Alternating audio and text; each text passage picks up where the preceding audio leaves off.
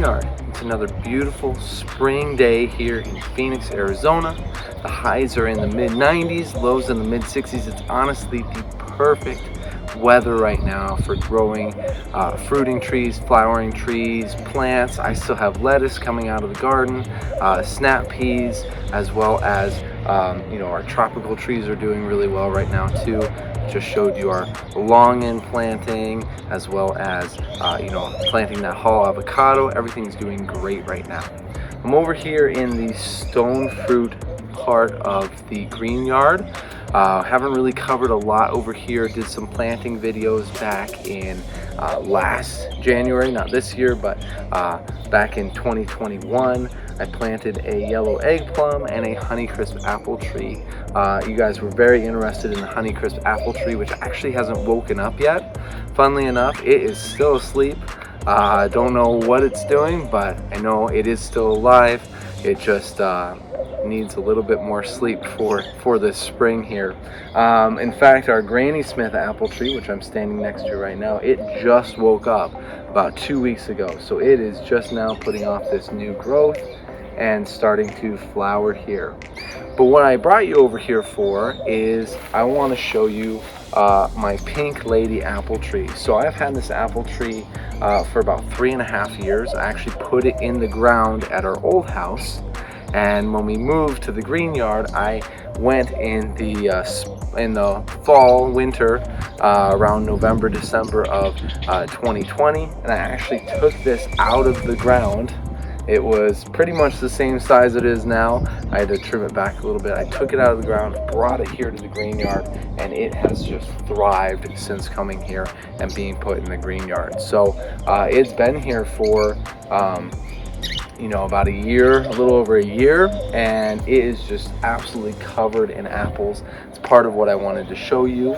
So let's go ahead and let's talk about growing a Pink Lady apple tree in Phoenix, Arizona. Here we go.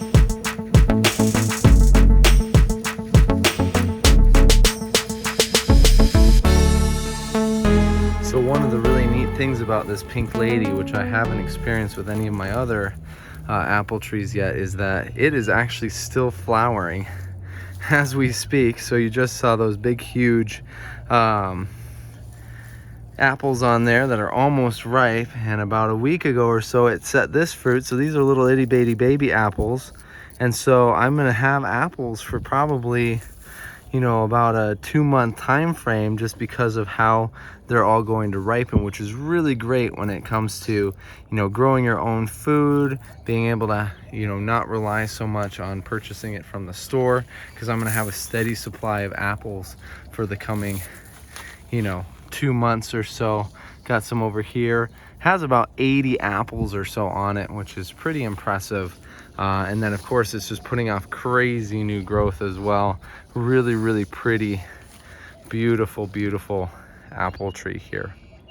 But in terms of how I planted it, this one, like I mentioned before, I removed from my other yard. I did pretty much the same thing I do with my tropical trees. I went ahead and heavily mulched it. So I'm getting rid of all this mulch so I can show you what that soil looks like. But I mixed half of that native soil, half of the nursery soil in here, really mixed it together. Apple trees like to have a low pH as well, so I did add sulfur in here. I'd actually just applied some more.